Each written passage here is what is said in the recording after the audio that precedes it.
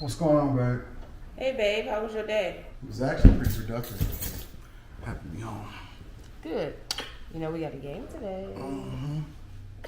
Honey, you're a little rough around the edges. I'm saying I've been working all night, taking care of business, getting to the. You know what? I don't even want to talk about it. I got you. I'm not trying to be out here looking like a dusty, and that's why I'm excited to have T. Chanley as a sponsor of today's video. They help me start and maintain my skincare routine by making the entire process uncomplicated. Honestly, it's the best skincare system for guys like you and me. I recommend you start with their level 1 system, which come with all of the basics: a daily face wash to get rid of the dirt and grime on your skin, a 2 times per week exfoliating scrub to get rid of the dead skin cells, an AM moisturizer with SPF 20 because you should always be protecting your skin from the sun, and a PM moisturizer to help your skin stay hydrated and healthy throughout the night. My favorite part about T. Chanley is that every box comes with an instruction card that tells you when to use each product, how much to use, and in what order. In addition to amazing skin, members of T. Chanley get tons of benefits, including at least 20% off the retail price and the ability to customize your box. And because T. Chanley is sponsoring today's video, they're offering my viewers an amazing deal. Just click the first link in the description. You'll get 30% off your first box plus a free gift. Click the link and get started today. We're taking care of ourselves. Self-care, fellas, is the first step to be able to get to that bag, to take care of business, and be on top of things and level up in every aspect of your life. Feel the Teej, my friends.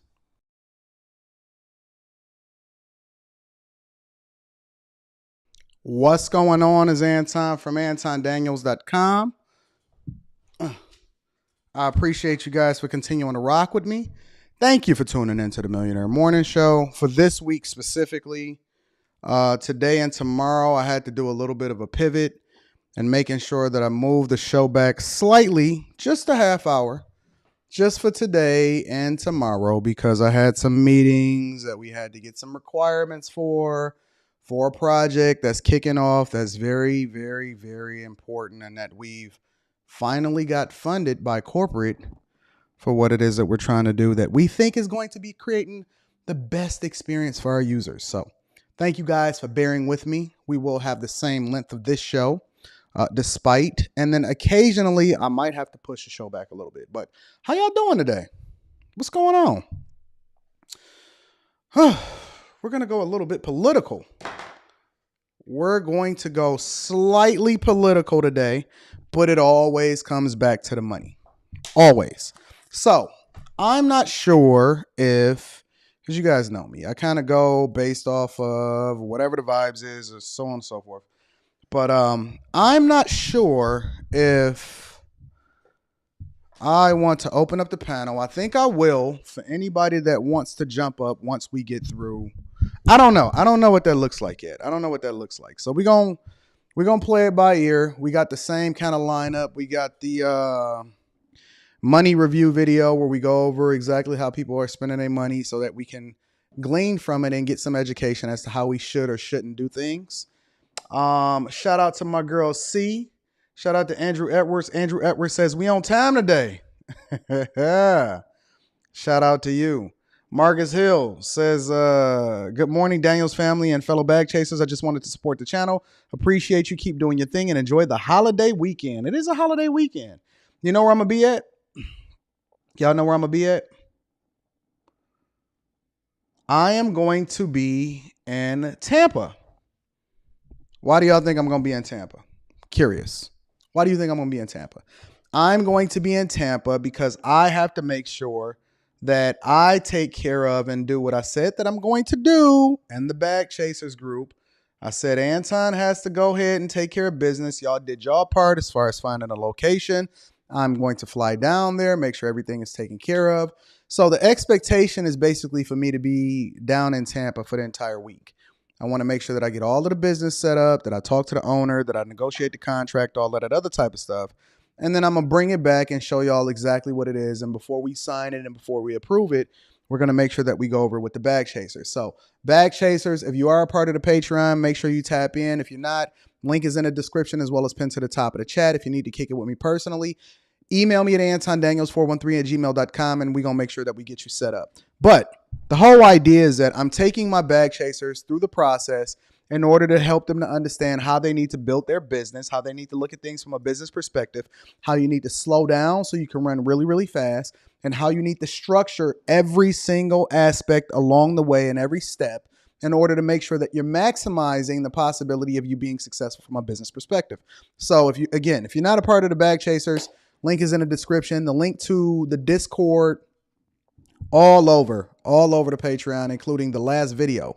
I dropped the live stream that we did a few days ago or a couple days ago. Actually, it was on Tuesday. So a couple days ago, I dropped the live stream for everybody. I dropped the recording for you guys to be able to tap in, see exactly what it is that we're doing, see how we got there. All of the previous recordings is up. Also, the mastermind session is up.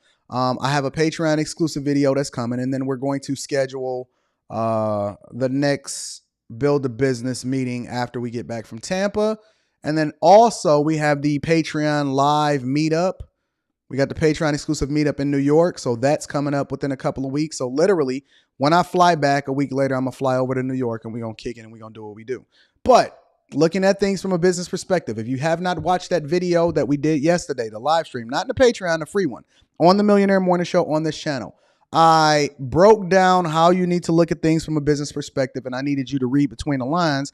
So you might have to rewatch that video in order to catch it all. All right. But it's up. I need to check it out. Make sure you tap in and we're going to kick it. Shout out to We Got This, says, let's hear what Mr. Anton Daniels has to say on this. We got this. Shout out to We Got This. I'm going to give you my thoughts, but I'm going to be incredibly objective today. And I'm willing to be challenged, right? I can even push off the final video for you guys to be able to tap in and say, okay, Anton, this is where you're right. This is where you're wrong. I'm open, right? Because I know that there's several people on different sides of the aisle. There's people that see it one way, and then there's people that see it another way, and then people vote based off of their interests. So I'm taking that into consideration, and I'm going to be as objective as possible because let's be clear. Regardless of whether or not we agree or disagree with Biden or whoever it is in office, they're still our president. And that's the one thing that I think that has been lost is our real embrace of being, American, having that patriotism. You know what I'm saying? Like, I think that's the pride in being American. And I don't know if it's just that we've opened up the doors for so many people to be able to come in here that now everybody has thrown so much into the gumbo pot that it doesn't even taste good anymore. You know what I'm saying? Like, regardless of what happened, no matter what happened, whether we were at war, whether it was problems, a recession, economy crash, .com bubble burst, people were still proud to be an American. And whether you voted for the person that was in office or not, everybody supported them when it came to issues that were imperative for us to solve together. And what I see happening in the United States is similar to what I see happening in relationships and what I see happening during this class, because the name of this show is really, it's a war on the middle class. And when you have no middle class, let's be clear. I'm not in the middle class. I mean, facts. Let me get to the super chat. Shout out to Cliff. Cliff says, we guan Anton. I get sworn in for my citizenship today. Feeling great. Hope you have a blessed day. Cliff, my dog, Cliff. I had a coaching session with Cliff. Cliff is dope. Shout out to you, Cliff. And that's the thing, man. Seriously, it's like it's a lack of that pride that you had to be an American. It didn't matter if you was poor. It didn't matter if you was rich. Like, we all are. It's like a family. You know, you're not going to come into the living room and everybody see eye to eye and it's going to be some tussling. But at the end of the day, we supposed to be family. And no matter who won, you said, okay, well, your guy won, so I'm going to get behind him. It doesn't mean that I'm not going to have a critical eye because I don't agree with that and I don't agree with this, and this is going to inform how I'm going to vote later. But in the same instance, we still have to get behind the fact that whatever decision that this guy makes, especially in the face of the opposition, he's still our president. Still our president. I think that's been lost. And I don't know what we can do to get that back. You know, I did a show on a Millionaire Morning Show, not on the Millionaire Morning Show, on Fight Club. And I asked the question, I said, you know, are we that divided? And I was speaking from a relationship perspective, right? And you know what wound up happening? Because the question was, hey, are we so far divided Men versus women. Not all men, not all women, but men versus women. Because let's be clear. Inside of the Patreon, inside of the Bag Chasers, we have an oasis.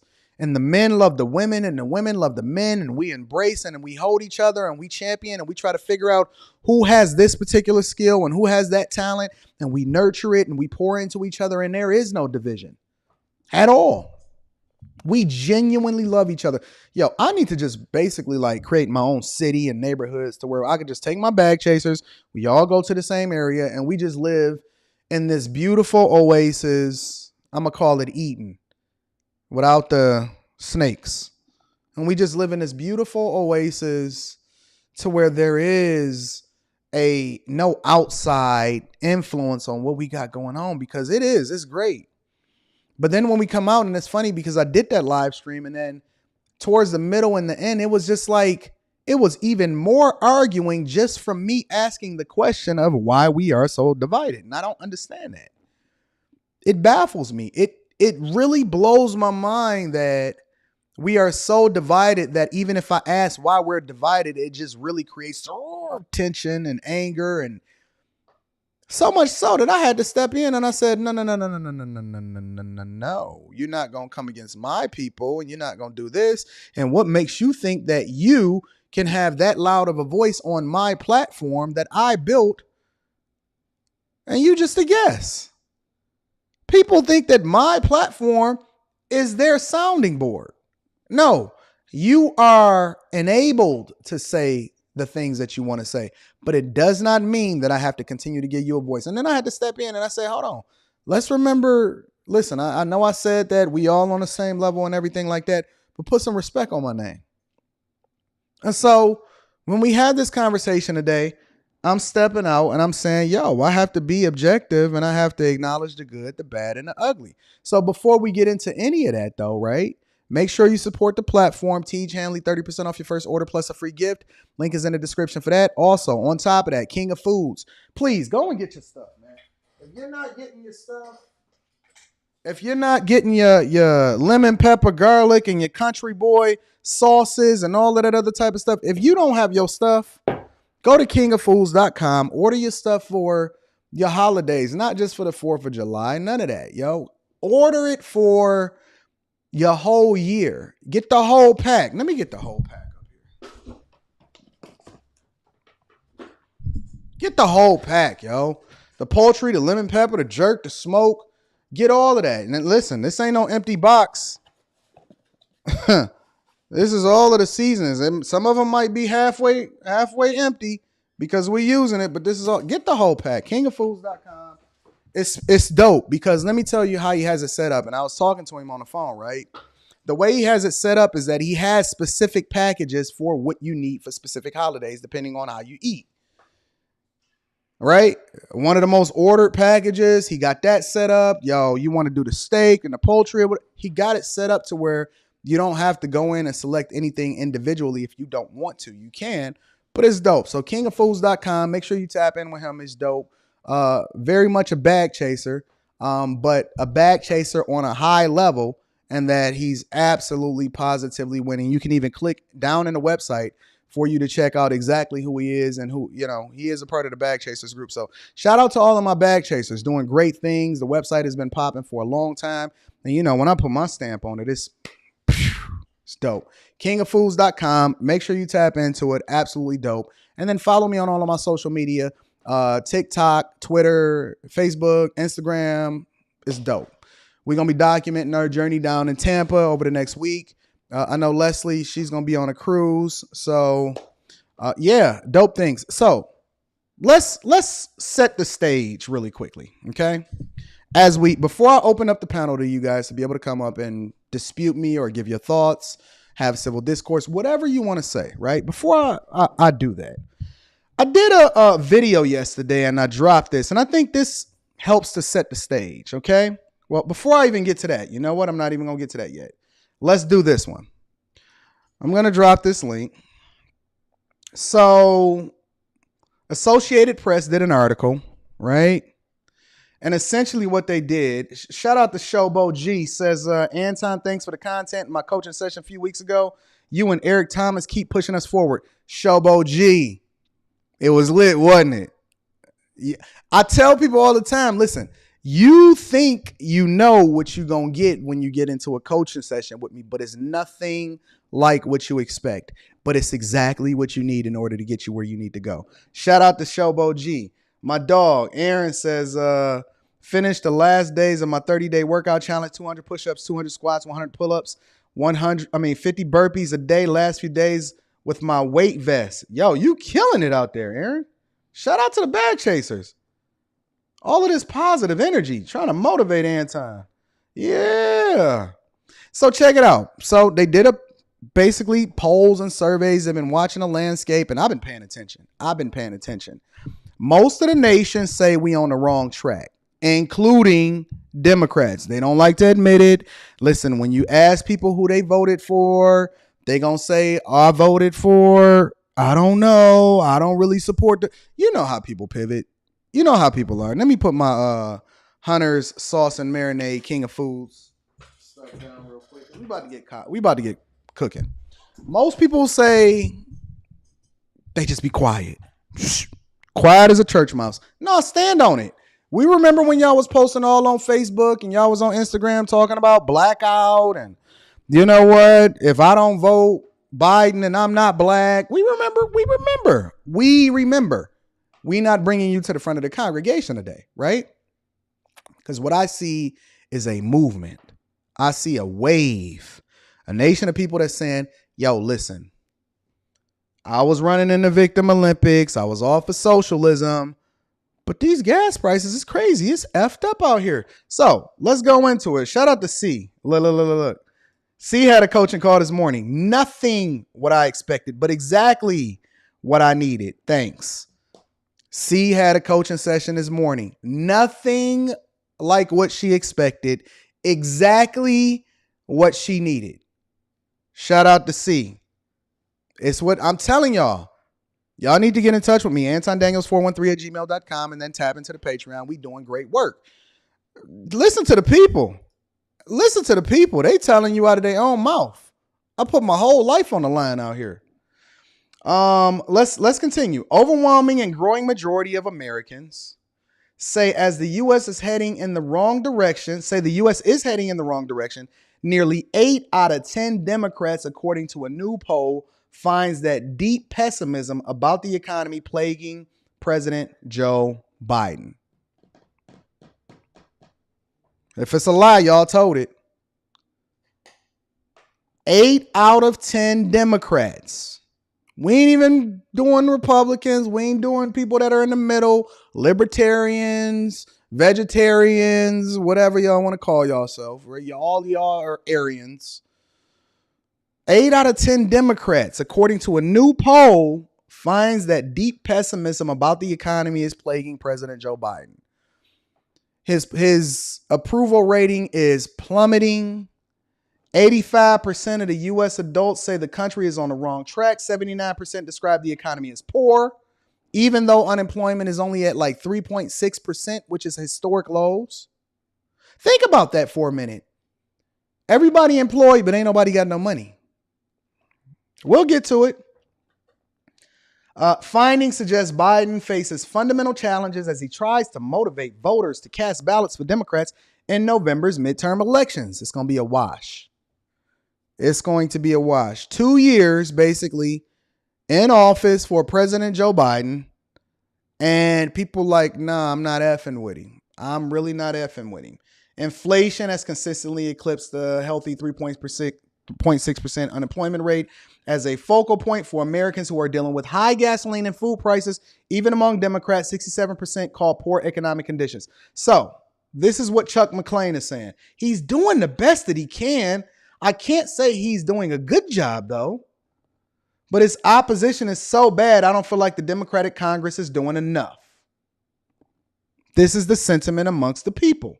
Shout out to Bell. Bell says, I think I may need to get a coaching call. Ooh-wee. Shout out to Bella. It is what it is. Listen, y'all going to have to decide for yourself what y'all want out of life and how much you're willing to invest in it. So that's up to y'all. But this is what people are saying. They disappointed. They seen y'all go and kneel inside of the African American Museum when your kente cloths on. You got polarized and you got empowered by Dr. Umar Johnson. You had Moise Watkins out here stomping for the cause. And then what happened? The very people that you champion and the causes that you got behind is absolutely imploding. Black Lives Matter is trash. Everybody then forgot about Trayvon Martin. Nobody care about Eric Gardner. Everybody just, and now guess what's happening? Guess what's happening now? Now they're distracting you again, and you don't even pay attention to what's going on in your own household because you're so caught up in Roe v. Wade. Not saying that Roe v. Wade isn't important, because they have to pick something in order to ensure that you get absolutely positively polarized to go to the polls for the causes that mean the most. But I found that the causes that mean the most is the things that we talk about on the Millionaire Morning Show on a regular basis. And you know what that is? Money. Money. We were talking on a panel last night for Q&A on my other channel. And the people said, money don't mean as much as everybody. Bullshit. Your ability to feed your family is going to be the number one priority, because let me be clear. Every single issue that's ever come across Americans' desks, I don't care who you are, black, white, Hispanic, Asian, so on and so forth. You know what the number one common denominator, or the thing that absolutely polarizes people, is when it starts to hit your porch. Nobody cared about the drug crisis until it became an opioid crisis. Then was like, wait a minute, what is going on with Big Pharma? We got to do something. Nobody cared. Nobody gave 2 cents about what was going on with the drug crisis until it hit their door. Nobody cared about the .com bubble bursting and the big banks. Nobody ever checked to see what the interest rates was on the accounts that they have with big banks until the big banks failed and they got too greedy. Then all of a sudden, people wanted to be reactive and say, well, let's hold all of them accountable. I'll give you another example. Shout out to Aaron. He says, I sent an email to connect to you, my friend, you and my friend. He reminds me of a younger you, strong work ethic and family. I'd love to see y'all link. Yep, I got it. Thank you, Aaron. Yo, shout out to C. Nelson Party of 4. Says, Chris at Pop Carlisle, the strawberry pack is in the mail. Thank you. Thank you for sending me that strawberry. Yo, Pop Carlisle. Give me a second. I got to get this. We don't talk about this popcorn. This junk is bad for my diet, but it's good for my stomach.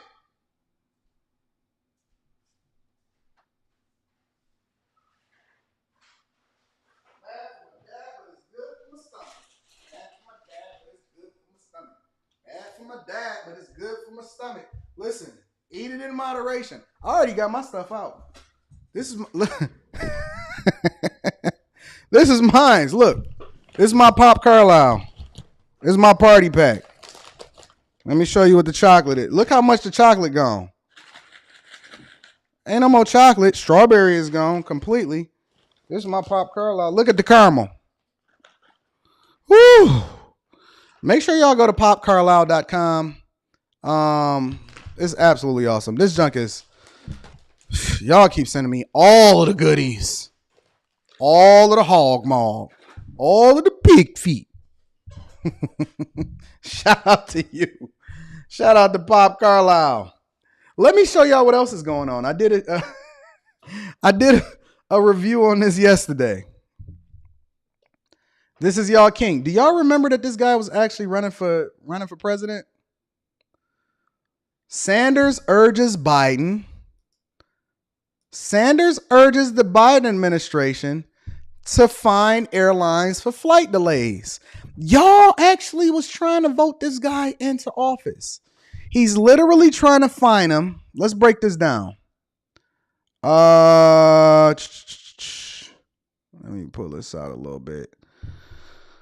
He wants to fine them the equivalent of $27,500 per passenger, $55,000 per passenger on airlines if they cancel flights that they know that cannot be fully staffed. So let's break this down from a mathematical perspective, because again, it always comes back to the money, right?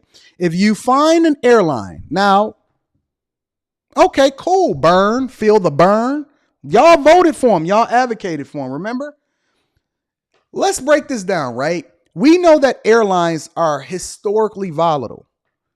I mean, it is an industry that operates on razor thin margins. As a matter of fact, see, and this is why I tell y'all need to understand what you're investing in. Don't just buy airline stock. Don't just buy Tesla. Don't just buy Ford. Don't just buy Apple, Amazon, Netflix, whatever it is. Understand what you're investing in before you do it. And I break down the 8 things that you need to look for inside of the Patreon. So go and rewatch the video if you haven't already, right? But I know because I've done some deep dives and research on airline stocks when everybody was trying to invest in them when they thought that they was down during the pandemic, right? The average airline makes about $30,000 to $50,000, possibly at most, per flight, right? That doesn't include the up and down volatile nature of fuel prices, doesn't include staffing when people want to cancel flights. That's just on a successfully, fully staffed, sold out plane. That's how much they make per flight on average. Obviously, you got the lower airlines where you got Spirit and you got Southwest where you got to fight for a seat. I'm never fucking flying Southwest again. You got Delta, that's usually my place. You even got the new airlines that give you a semi-private experience like JX. You don't know nothing about that. Maybe I'll bring y'all along with me for that one. But airlines generally make about $30,000 to $50,000 per flight, right? Historically volatile. What is the first thing that people cut out when they having problems with their finances or the economy is messing up? They cut out leisure, travel. They cut out the thing that is least important so that they can make sure that they can survive through this recession, impending, the economic clash, whatever. First thing that got canceled as soon as the pandemic hit a couple years ago was, you guessed it, travel. Travel. The first thing. And so Feel the Burn, Burn Sanders, is saying, yo, let's find these very airlines that are going through a tumultuous time, have to continuously get bailed out by taxpayers, but we certainly need it because it's not like you can really operate a first world country without good airline travel. No. $27,500 per passenger. Cool. Well, that would be the equivalent of an airline that makes roughly $30,000 to $50,000 on a good day on a flight, which is not a lot for a major airline because they also have to plan and budget for the problems.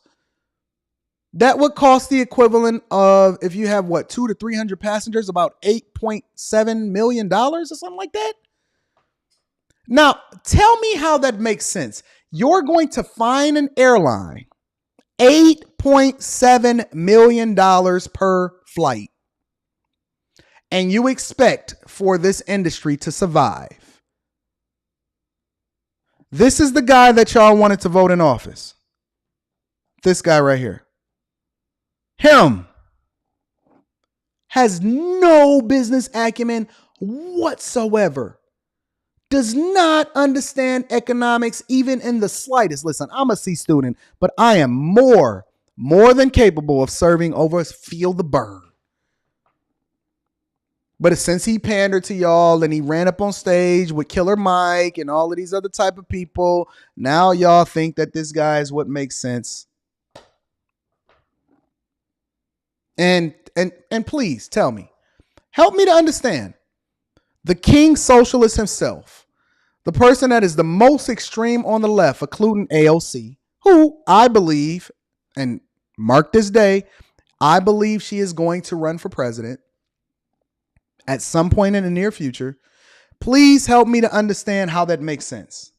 Shout out to Vern. He says, paying tuition, I was put in charge of QA council at work. Hope everyone is getting to the bag. Shout out to my bag chasers. Yo, my people are killing it. In the face of a recession, my people are absolutely positively destroying everything.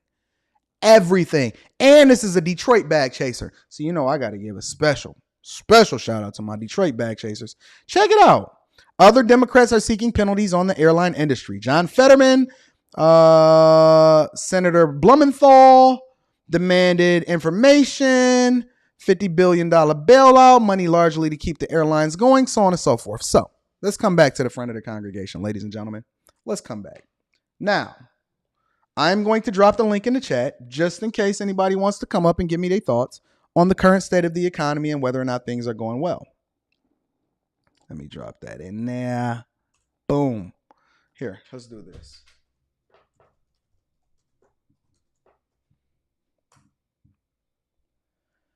Let's do it like that.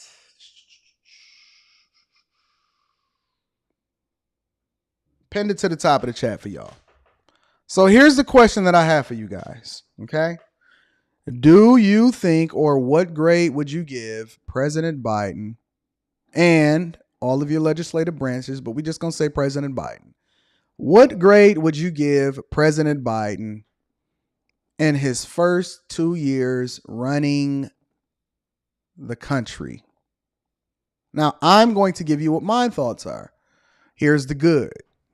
Some of the good. Being objective. I think that Biden did well, along with Trump, on getting us through the pandemic with regard to homeowners staying in their homes, right? I think that forbearance and allowing for mortgage companies to pause mortgages so that there's not predatory takeover of people's homes and allowing for them to be able to stay in their homes and giving them options and tools they need to hold on to these homes while we were going through a manufactured pandemic. Oh, y'all mean in the chat. Y'all saying F, C, F minus. Jesus.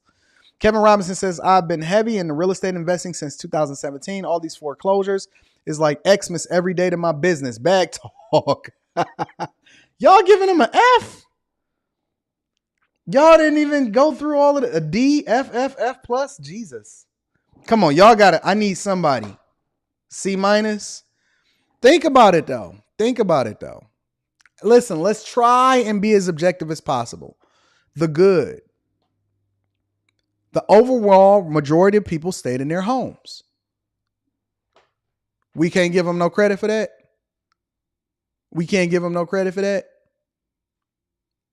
He did pause student loan interest and included forbearance for your student loans, which allowed for some of you to pay off your student loans much quicker without acquiring interest as a result of it.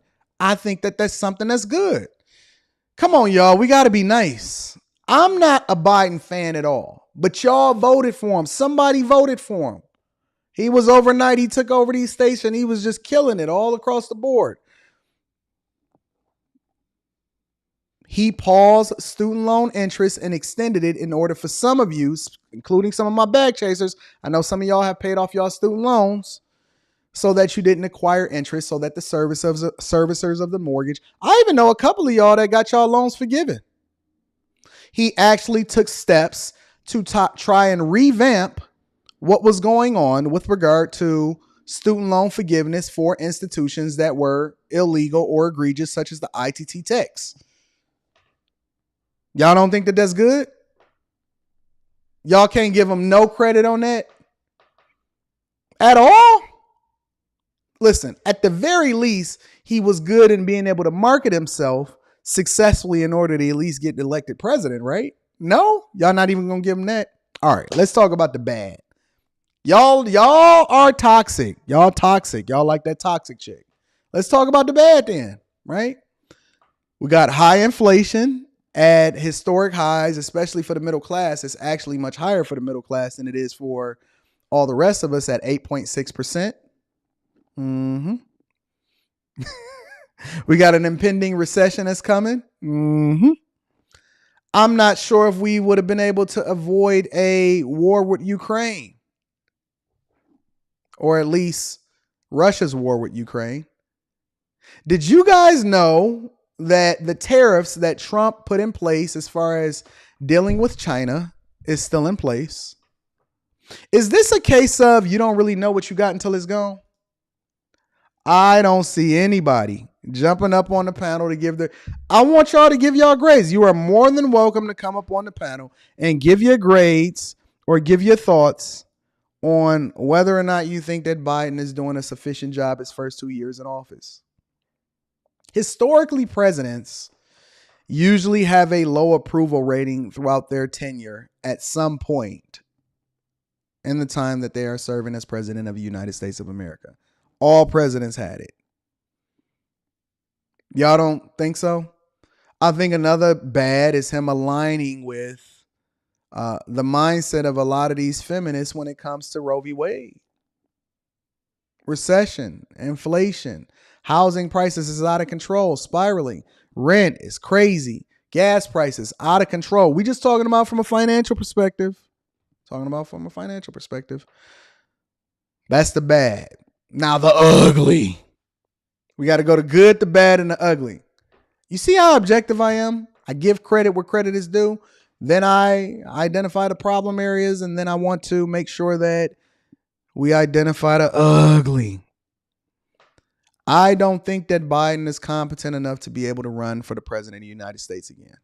I think that he's too old. I think that he's showing signs of dementia. I seen the cue card that he had in order to make sure that we keep him on track and make sure he says whatever is in the background is saying that he said he's supposed to say.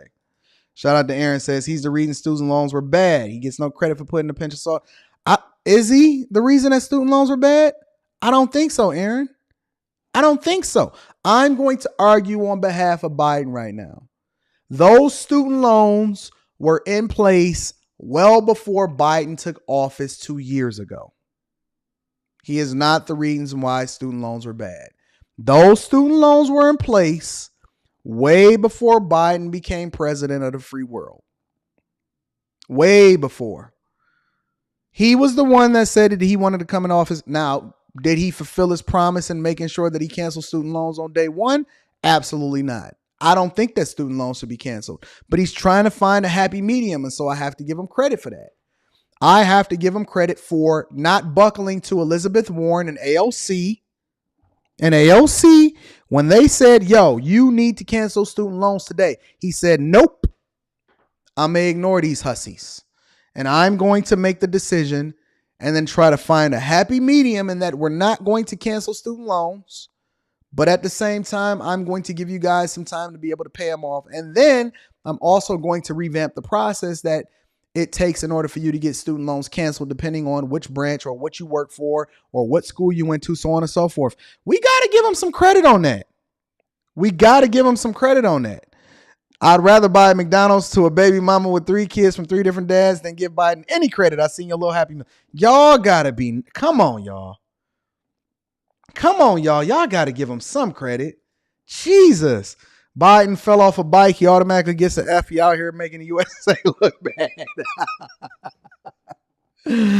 Come on, y'all. Y'all can't do this. He wrote the legislation while in the Senate. Listen. Wrote what legislation? For people to be able to get the opportunity to be able to pay for school? I don't think that student loans are bad. I think that student loans are a problem when people use them in order to get basket weaving degrees. There still takes a level of responsibility from the people in order to utilize it correctly. We cannot lay that at the feet of Biden for people utilizing student loans wrongly. You have adults out here taking out large student loans. Come on, y'all. We got to give him at least a little bit of credit. Listen, I get on here and I talk about the problem that Biden has every day. I did not vote for him. I do not stand for Biden, but y'all got to at least be objective enough to give him a little bit of room and credit for things that he's not even responsible for. Jesus Christ. Come on, y'all. Jesus, y'all are crazy. Y'all are on it. But again, you got inflation at a 41-year high. You got the Fed raising rates. So now you got on 3 bases of a percentage point trying to fight inflation. You got a mass mandate that still exists occasionally whenever they want to pull it out. You got an impending recession that I'm not sure that we could have avoided even if we wanted to. You got bad laws and legislation that's being passed. You got people advocating on behalf of the alphabet community that has nothing to do with economic policy or being able to make sure that we do the thing that's in the best interest of Americans. We have a flip-flop on him in order to try to hold oil companies accountable for something that they have no control over, especially when they lost money last year and the year before trying to survive through the pandemic when oil prices were in the tank. But then at the same time, he's passed the Build Back Better plan. He did pass the bill. Listen, the infrastructure bill is in flight. He wants to get more superchargers on the road. He wants to make sure more of you guys are in EV so that you don't have to go to the gas station in order to fill up your car.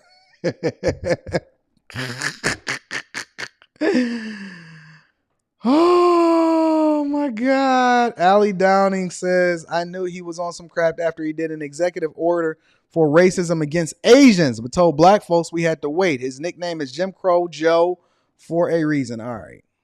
I tried to defend Joe. I tried to hold him down. I tried to give him some credit. I tried to be a little bit objective. My dog Jeff says 4 gas refineries closed because Trump crashed the oil prices. The industry isn't rushing to open them, trying to make up the losses. That's true. That's true. Come on, y'all. We got to be a little bit objective on both sides. Y'all not gonna give Biden no credit. Jesus. Jay Ben says, nope, no credit. Biden been a flunky since 74. He's a no politician left behind mascot. Then you have his ex-man, VP Kamala Mystique Harris. Oh, my God. Y'all are the most brutal people in the world. But here's my question then. Here's my question to y'all. Because somebody voted for him. And who and why? And why are y'all throwing rocks and hiding y'all hands? Because I know some of y'all voted for him. It's impossible for you to sit here and tell me that y'all didn't vote for him. Because let's be clear. He won the majority vote and he won the electoral college. And I know every single person that watched this show is not straight down the middle or Republican. Bull crap. I know everybody that's in here is not straight up Republican. Who voted for him? Because the same people that voted for him also voted for Hillary, cracking that glass ceiling and making way for Kamala Harris. Who voted for? Let me get my hat.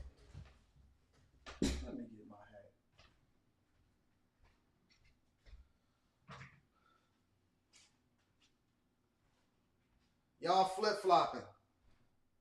Some of y'all said I'm blue until I'm red. Who voted for him? I'm trying to figure out who voted for Biden. I need to know who voted for him. Don't start switching your hat all of a sudden and saying, no, I didn't vote for him. This ain't even a Democrat hat. This is a Dave Bing signature hat. Who voted for him? This is my Detroit Pistons Dave Bing hat. 75 years Dave Bing Club. Who voted for Biden? I want to know. Who y'all capping? Y'all capping. Somebody admit it. Come to the front of the congregation. Thank you, Jonathan Jaghammer. I knew it was somebody that was going to say that they voted for him. I need to know. Who else? Admit it now.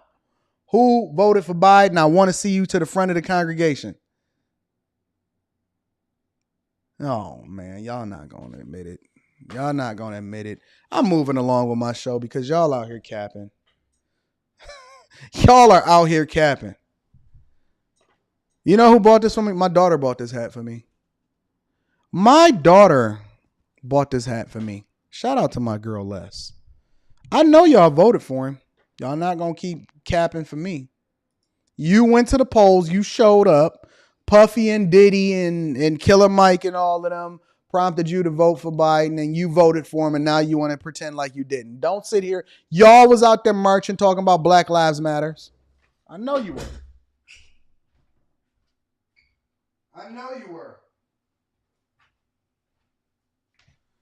Black Lives Matters. Black Lives Matters. Black Lives, y'all was out there going Black Lives Matters. Admit it. Admit it now. April Johnson says, I'll be honest, I did. I also have gone through a life change, so I know better now. Thank you, April, for admitting it. Y'all was black. A lot of people was Black Lives Matters out here in these streets.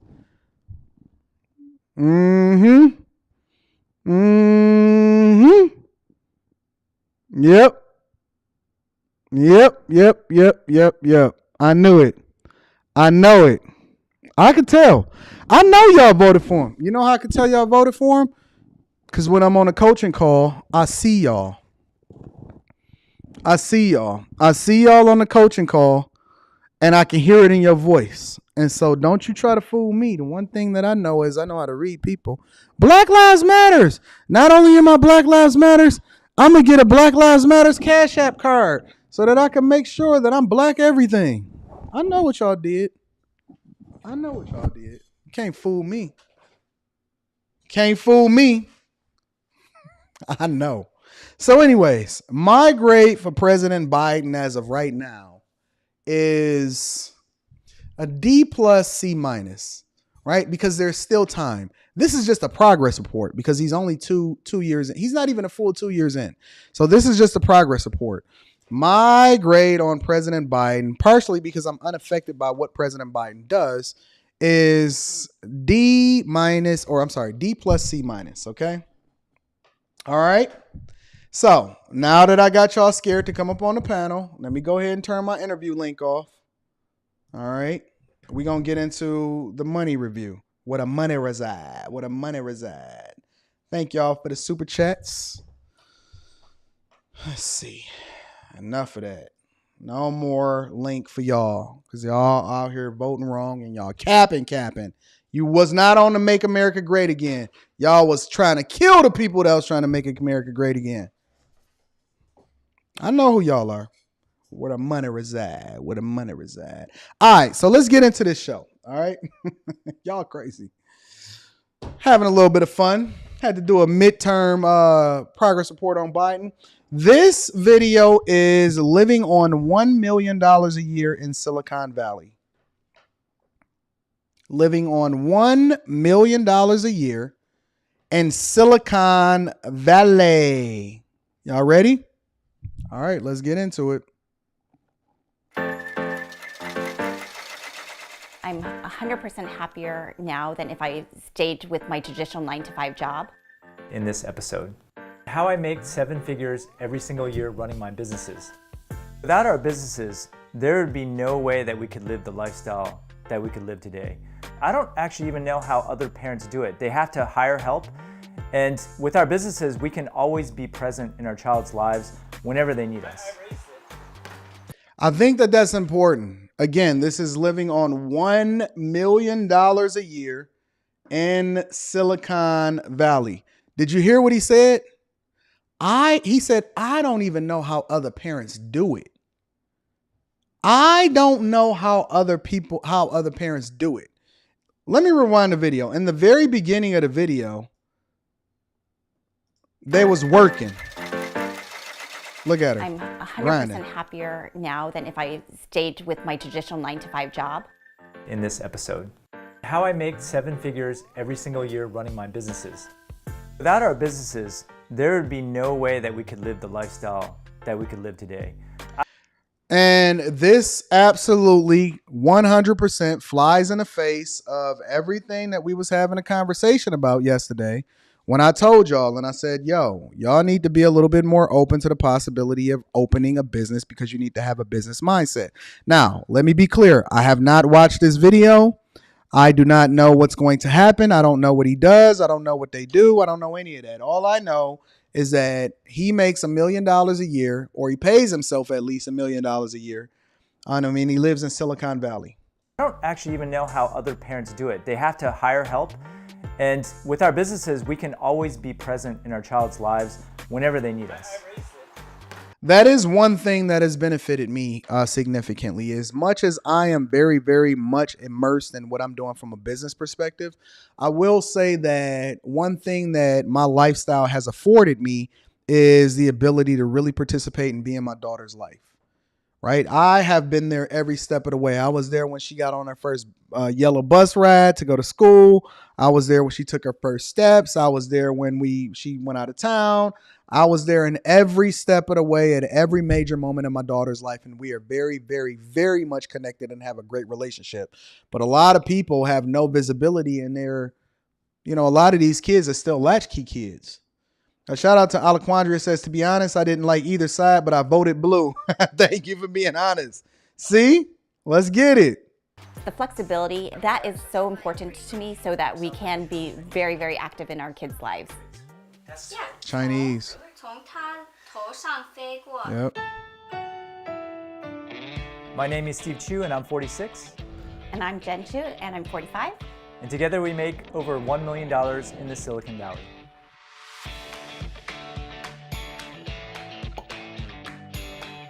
So they make together. And again, obviously you see the power of a married couple.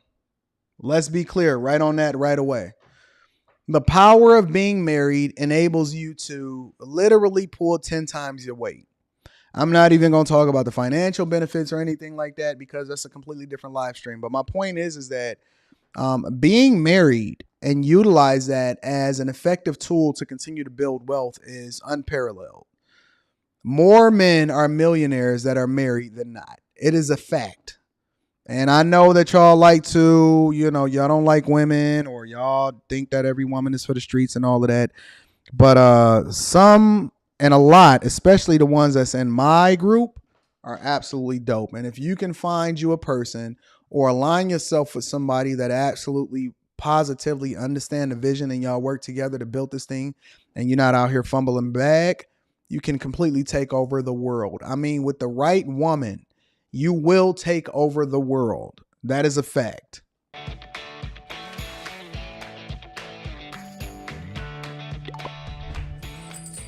Let me just text. Wait a minute. 46 and 47. Are they still millennials? They said 46 and 47. Let me rewind that real quick.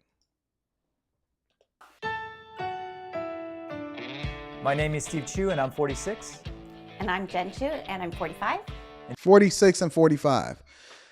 They must be at the very tail end because as far as I knew, I thought millennials was like 80 or 81 through something like that.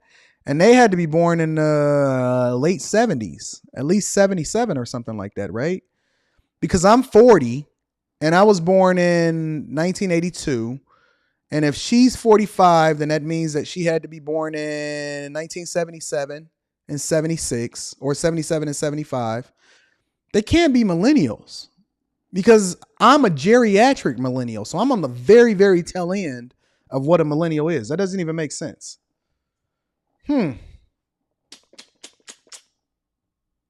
Together we make over $1 million in the Silicon Valley. You see how I be hearing certain things and certain things bog my mind?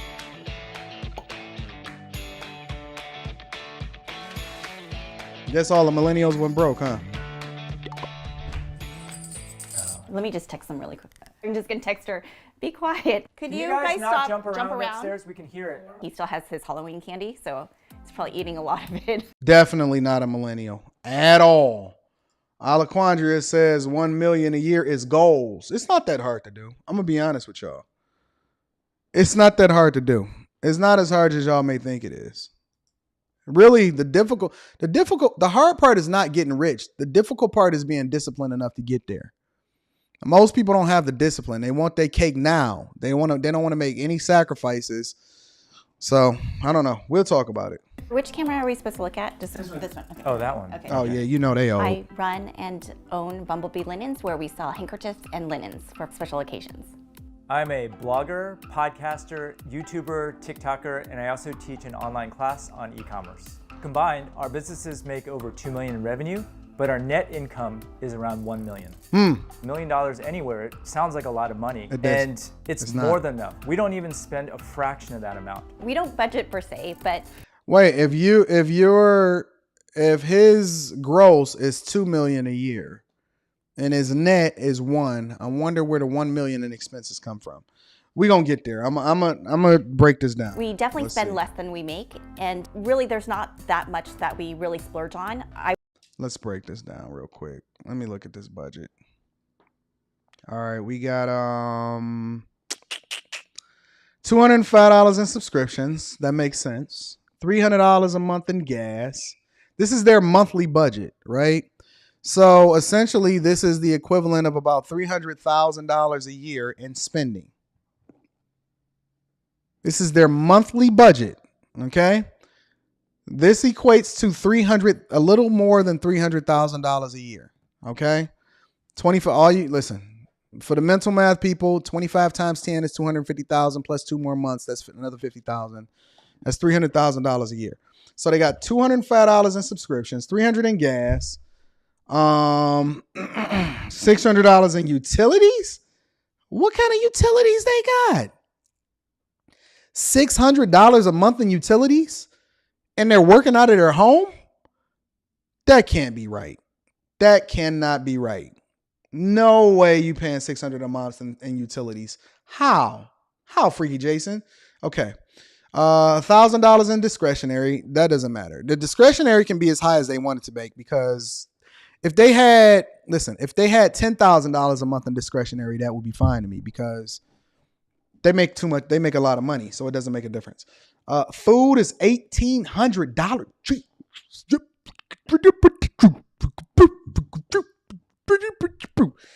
$1,800 a month in food. They gotta go out to eat every day, or occasionally they gotta have a private chef coming in. That's what I do, but I only do it for certain parties. Then you bring in a private chef, you have them cook for y'all, and you have them cater it or whatever, so on and so forth.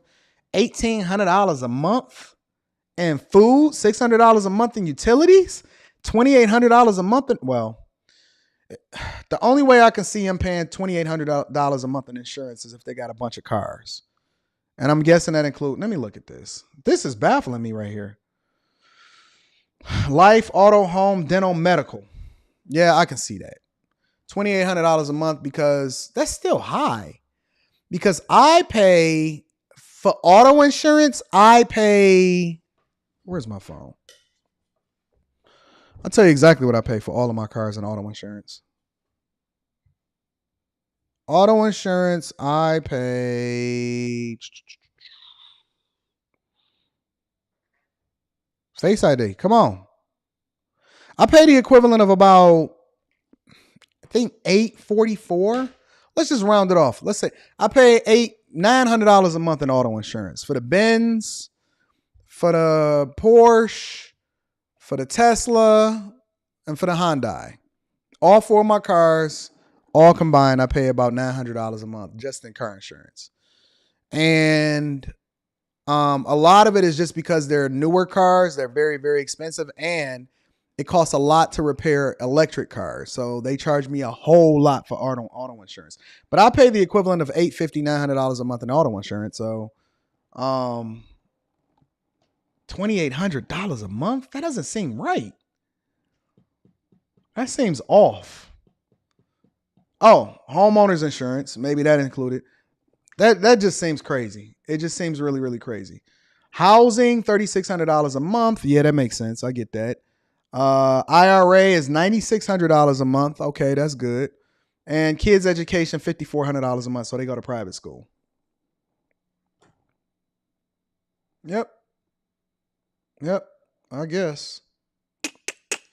Giving their kids the best. Let's see. Wi-Fi, electricity, water, and gas. That utility cost is high. That doesn't even make sense to me. I would say I splurge on maybe travel, and Steve splurges on game tickets. Besides those, we really don't. That sounds like me in our life. Rita want to splurge on travel. I splurge on game tickets. I go to the games. Rita loves to travel. Spend a lot, except for maybe on our kids' activities and their schooling. My wife and I, we aren't extravagant people, so even if our businesses were to just completely dry up overnight, we would still be able to live 20 plus years given our current expenses. Yep. What did I say? They started an e-commerce linens business after selling handkerchiefs Jen ordered for their wedding. I purposely looked for handkerchiefs, and it's really hard to find in the US. You can find men's ones, but you can't find ladies. And so I was able to find some handkerchiefs from a Chinese vendor, but I had to order a lot. Our first order of handkerchiefs was around $240, which amounted to about 500 handkerchiefs in total. When we first used handkerchiefs for our wedding and we sold off the excess, those sold like hotcakes because we listed them on eBay. When we first started the business, I was massively pregnant, and we were running the business out of our house. We started the business for $630. By the end of the year, I don't want y'all to miss that. I don't want to get too far into this video without breaking this down. They started the business with $630. Listen, y'all, and I've been telling y'all this for a long time, and I literally broke this down to y'all over the past few live streams that we've been doing, where we've been talking about money. I said to y'all, don't quit your job. I literally broke it down in the live stream. What was it, yesterday? Was that yesterday or the day before yesterday? Do not quit your job.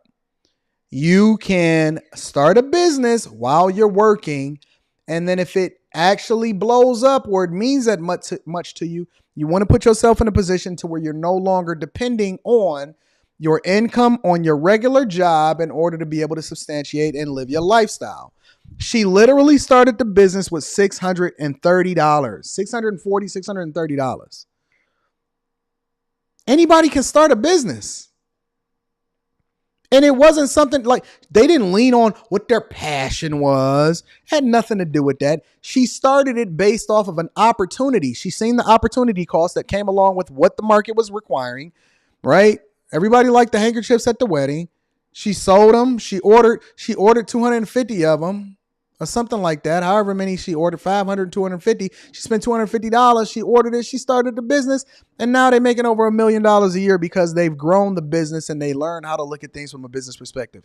This is literally the blueprint. They didn't have some kind of government stipend and all of this other type of junk. They literally just started it from nothing. They spent minor amount of money in order to order it. And now, see, somebody that I was coaching, they said, Anton, I got to make sure it's American made. I said, well, how many are you selling? Hardly none. Why? Because the cost is too high. Well, you need to figure out how to drive the cost out. Let me go ahead and give you the blueprint on how you can do that. And then we went through the coaching call in order to help him to understand how he can rebrand it, how he needs to get it in front of the people so that he can actually market it effectively. And he needed to make it at a competitive cost to where he had made a healthy profit, but then at the same time, he wouldn't lose his shirt.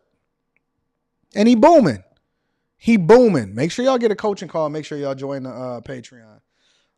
Brock says e-commerce is a beautiful thing. Dropping off my past love offering. Thank you, Brock. We got all kind of stuff coming. A lot of y'all don't know, and I'm gonna expose this to the Patreon members first. I have equipment that I've ordered. I have all kind of stuff. I got a whole new building that I'm buying. I got factories Bro, we putting this together all the way across the board. I told you, my goal is to get rid of as much money as possible, but also making sure that I pour into the thing that's going to make us more money on the back end. But let's continue to go with the show. made over $100,000 in profit. I think it was 100. Wait a minute. Fast forward, some handkerchiefs from a Chinese vendor, but I had to order a lot. Our first order of handkerchiefs was around $240, which amounted to about 500 handkerchiefs. 500 handkerchiefs. $240, 500 handkerchiefs, which is the equivalent of, let's just say, 50 cents a handkerchief. It cost them 50 cents a handkerchief. 50 cents a handkerchief. When we first used handkerchiefs for our wedding and we sold off the excess, those sold like hotcakes because we listed them on eBay. When we first started the business, I was massively pregnant, and we were running the business out of our house. We started the business for $630. By the end of the year, we made over $100,000 in profit. I think Started the business for $630. By the end of the year, they made over $100,000 in profit. Started the business with $630, made over $100,000 in profit. All because of A, they did not necessarily go with their passion, but they filled the need in the marketplace. And then B, they looked at things from a business perspective, understanding that if they order it in bulk and they can get it for 50 cents a handkerchief, if they order at least 500, they can probably drive the cost down even more. They're going to make a ton of money as a result of it. It was 102K. Fast forward, we moved out of that house and into a warehouse space. They have 2 in-house employees and 1 based in the Philippines. Now, if anybody know Anton and you know my strategy, you know one of the business that I have is offshore, meaning that the people that work for me are offshore. Why? Because I've driven the cost out of it so that I can order or offer a more competitive product at a lower price. I'm giving you a better product at a lower price. I literally just did the Frank Lucas. Is it Frank Lucas? My man that was in American Hustler. Cut out the middleman, went straight to the supplier, straight to the manufacturer. Anyways, let's continue.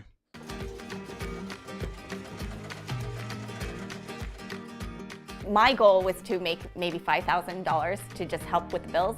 Steve's goal was to replace my entire income. E-commerce was actually not our first choice, but we found that starting those brick and mortar stores would cost us over $500,000 to start. Whereas with e-commerce, you can start with $600 or less than that. And that's why we ultimately settled on e-commerce.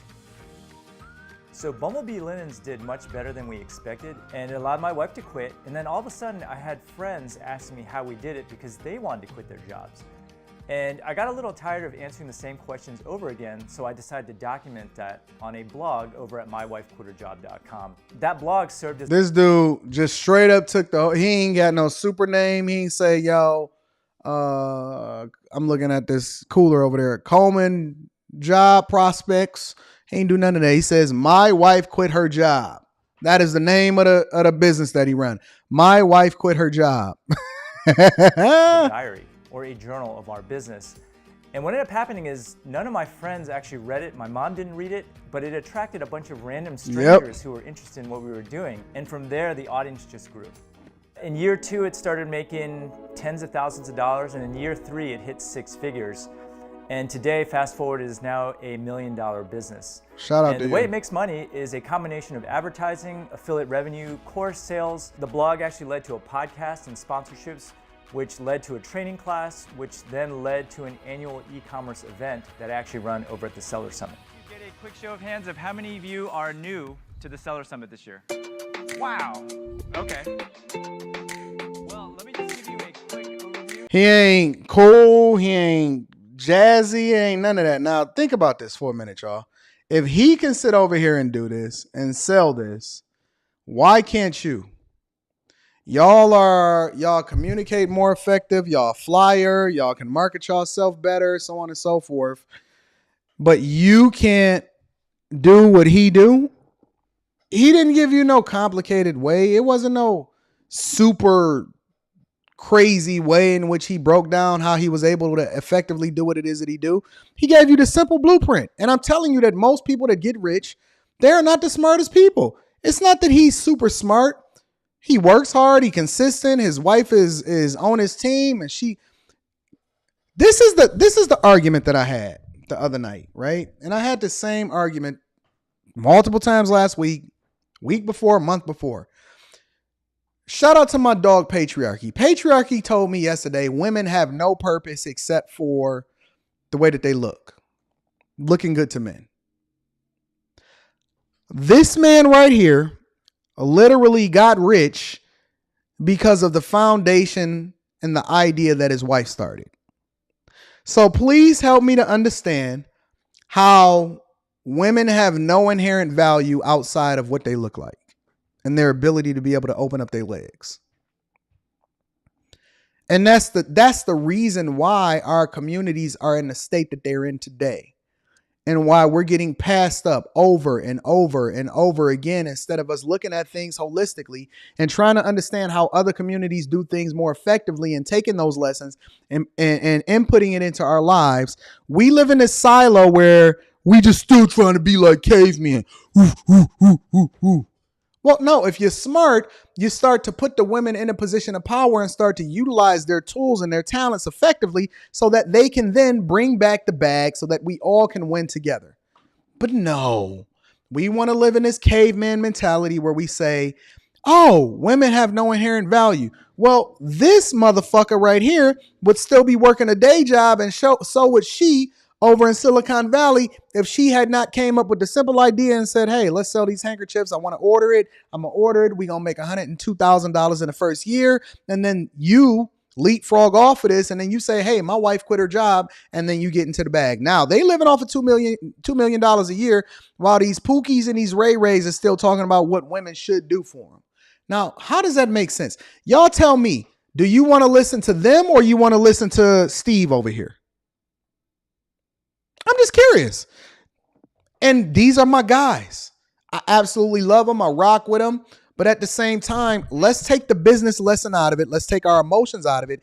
And let's try to understand how we can implement some of these same principles and economic policies so that we can then level up and become better versions of ourselves. And then we can control the narrative. Why wouldn't you take this as an example, as a learning example of how it is that you would align yourself with women that are dope? Okay, cool. You don't have to. More for me. More for Anton. That's what we used to say in church. More for Anton. More for Steve. More for Lucy. More for Anton. Hallelujah.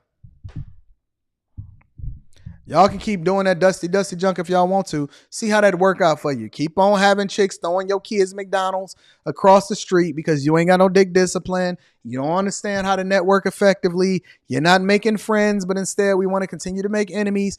All right, cool. You do that. We over here at the Bag Chasers going to continue to build this oasis. Shout out to y'all.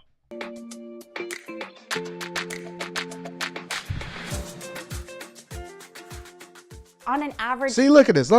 Listen. This is what we dealing with our community. The same argument over and over again. Anton, that's not most women. Line up 100 women. Most women isn't Steve's life. Well, the question that I would ask to you, young man, wizard, is where are you getting these 100 women from? Because all of the women that you lining up is from the strip club. Now, if you want to ask a question as to how you can first level up yourself, because I'm not putting you in a room of women that's going to intimidate you because you're not capable of even being in a room with some of them. Not you specifically. We're talking about men in general, because you are what you attract. So if I sit here and I tell you, well, listen, I don't have that same type of problem, and all of the women that I interact with is more like his wife, that should ring off a light bulb for you, in that you shouldn't want to live in this silo where you continue to use the same talking points. What you want to do is start to put yourself in a position to where you can align yourself with the right type of people in the right network. Stop getting in front of those 100 women and start getting in front of this 20 over here. That's dope. No, y'all don't want to hear that. Y'all don't want to hear that. But let's continue. He currently has around 5,000 subscribers. This man only has 5,000 subscribers. Check it out. This right here is real couples goals. Facts. But let's continue. Day or average week besides holiday season, I work probably about 20 to 30 hours a week. I rely heavily on my employees. I'm there just to help manage and to help basically support them if things She are built the falling behind. business. She created the processes. I start the workday at around 8, and then I usually stop at around 12:30. And then the rest of the afternoon, I'm actually a full-time Uber driver / chauffeur, where I just shuttle my kids, pick them up, take them to basketball, volleyball, and all these other activities. This dude said he worked from 8 to 12. All right. Even I can learn something. Even Anton can learn something. So this is what I'm going to do. I need to simplify my life. I'm learning from this, right? What he just said, I need to rewind that because that was for me. He was speaking to me. He wasn't speaking to y'all. He was literally speaking to me. Let me listen to this again. I start the workday at around 8, and then I usually stop at around 12:30. Okay, that's for me. I'm starting my day at 8 and I'm ending it at 12:30. Actually, 1:30 because that's when the Millionaire Morning Show come off. We need to do things differently. I am going to structure my life a little bit more differently. I'm going to rely more on people, and I'm going to move differently because I should not be working any more than 8 hours a day at this point. I should not. If he can work literally 4.5 hours a day and she can only work 20 to 30 hours a week, I can too. Watch me. Watch how I simplify my life. And then the rest of the afternoon, I'm actually a full-time Uber driver / chauffeur, where I just shuttle my kids, pick them up, take them to basketball, volleyball, and all these other activities. Yep, I'm changing. don't think it's a good idea to work with your spouse. Things always come up. Steve had a lot of suggestions on how to improve our business. And I must tell you, they were horrible because he had an idea of I see you picking in there. handkerchiefs that were butt ugly just because they were cheaper. And I was like, absolutely not. Let the professionals do this. And I actually make all the product decisions for our business because he really has horrible taste. So he's leaning on his wife in order to continue to get to the bag. And so that's how they continue to win. He's leveraging her talents and he's letting her do her thing. Put people in power and put people in position to do what they need to do in order to build your business. Don't try to take away from them. Try to empower them. So the way we have it now is actually really good. She runs the day-to-day, I do the marketing, and we do not step on each other's toes. We all have full control over our own domain. I like how they got things rocking. So early on when we ran Bumblebee Linens, we actually had the pedal down in the metal. And after a while of this rapid growth, my wife came to me and she's like, this isn't fun anymore. It was definitely not fun. My goal initially for the business actually was, I think, $5,000 a month. And so at the time, I was like, if I can just help pay the bills, that would be awesome. Steve definitely wanted to push it a little bit faster. And when we were pushing it faster and faster, I was just like, I just can't handle all this stress. And one time we hit the NBC Today show. Is everything, and I love it on Bumblebee Linens, and this is $15.99. Oh, Dope. that's nice. And all of a sudden our orders were 7x the normal sales volume, and it was actually very stressful. When you're running a physical products business, it's generally uncomfortable to grow fast. Shout out to Carl Oakley. Carl Oakley says, crazy thing is you hardly see any Asians out there talking about social and political issues. They seem to be focused on the bag, family, and legacy. And then they just do what they're supposed to do when it comes to voting and putting their money where it's supposed to be. That's the other caveat to it. The people that do the most talking are the ones that do the least amount when it comes to actually emphasizing or implementing the things that's necessary to be successful. You are absolutely right, Carl. I really honestly thought that our goal was to just have a little bit of income to help with the bills. There's no way I would have guessed like so many years later that we would be as large as we are. This should be interesting. Joke that we're going to move out of California as soon as the kids go to college because it would be so much cheaper to live out of state. They have the exact same plan as me and Rita. As soon as the kid, hey Les, how you feel, boo? As soon as Leslie is old enough to go to college, me, Leslie, and Rita are leaving because it's so much cheaper to live somewhere else. Ain't that right, Les? Employees would be cheaper, the location would be cheaper in terms of rent for our office. I think he would be all in right now. Like he'd be like, hey, let's move. I'd be all in because California taxes are really high. Yep. Let's just take Vegas, for example. There'd be no state income tax. Really, we can run our businesses from anywhere. We're not tied to any location whatsoever. Yep. I like this. Financially, at least, it probably makes sense to move somewhere else once our kids are off to college. He focused on the bag. He like, yo, we can get cheaper employees. We can get no income tax. We ain't got to pay California half of everything that we make. We ain't got to bring in $2 million and only be taking home $1 million. He like, yo, we can do things a little bit differently and we can move. Same thing I'm doing. When I used to be a finance analyst, I'm always have a place here in Michigan, but my home state might be a little bit different because I need to make sure that we secure that bag. Prior to this role, I worked crazy hours. With this position at Bumblebee Linens, having that creative freedom to do basically what I need to do, I can work around my schedule. If it's slower, I can fully take that time off and not worry about it and work at my kids' school, for example. In my past life, I was an electrical engineering director in charge of microprocessor design. That's a lot to take in there, but basically I just stared at a monitor all day. It was a pretty demanding job. I used to work maybe 50, 60 hours a week, and it wasn't as flexible because I actually had to physically be in the office. Let your hobbies become your business, which then can take over and you can grow it. And then ultimately what happens is you have the ability to then quit your job. Let your hobbies. You're talking to a person like me that quit my job back in 2019, and then they just roped me back in and said, all right, we'll give you a bag if you want to come back into the fold. And I said, yes, sir, I'll take that because it doesn't impede on what it is that I'm doing on a daily basis from a business or content creation perspective. But let your hobbies become the business, which then can grow into something monstrously. Come on, y'all. Jump into this. Let's get it. Listen, you should be able to come with some. I had a video a long time ago of starting a small business with under $5,000. You can literally start a small business for under $1,000. Under $1,000. Set you $1,000 budget. Y'all gonna go out here and buy these Christian Louboutins anyway. Forego that, right? And then set that as a budget for you to be able to start your small business as far as turning your hobbies into a business. And then we can scale that up. We're gonna figure it out. Come on, y'all.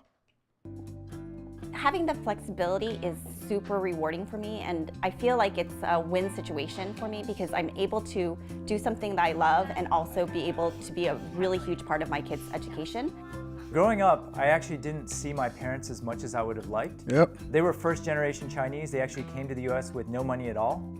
One of the reasons I'm really passionate about being really present for my kids is because my parents really worked really hard growing up. Yep. But my mom also passed away when I was pretty young. So now I just want to take that time back and make sure that I'm present for them. That's dope. I like it. So what did we learn here today? The first thing that I learned specifically is that now that I bought my time back, I need to automate things even more. And I need to put people in place that can do things that would help me free up my time a lot more. That's the first thing that I learned. The second thing that I learned is that well, I already knew this, but the second thing that we should have learned is that we need to lean on the people that is in our network, especially if you are married, in order to empower them to be more valuable and help you be more successful. The third thing that we learned is that we need to turn our hobbies, or we need to seek opportunities within the marketplace for us to fill a void so that we can get really, really rich by turning our hobbies into a business. Fourth, and more importantly, is that we need to start to open our minds to the possibility that we can learn something. Even me, I looked at this live stream and I said, yo, that's dope. I need to figure it. Honestly, I got a million thoughts going off in my head right now of how I can simplify things and make it even easier for me to move a lot more effectively when it comes to what we're doing in this society. I love it. I think that it's absolutely awesome. So listen. Biden, he didn't get that great of a report, and that's okay. More importantly, make sure that you guys tap into the Patreon. The link is in the description as well as pinned to the top of the chat. We're doing some great things. Make sure you join the Discord. Don't be a dusty. If you need to get in contact with me, email me, AntonDaniel413@gmail.com. We're going to get you scheduled. It may not go the way that you want it to, but it's going to be exactly what you need. All right. I love you guys. I appreciate you. Make sure you stay focused. Do not get caught up in no foolishness. It's Thursday. Some of y'all got paid today. Make sure y'all tap in with me on LaPeef Let's Talk tonight, and everything is awesome. I'm going to holler at y'all later, but I need you to do me one more favor before we get up out of here. All right. Make sure you share this with your family and friends. We don't want to be successful or rich by ourselves. I love you guys. I appreciate you. I hope you have a phenomenal day. Same time tomorrow. Peace.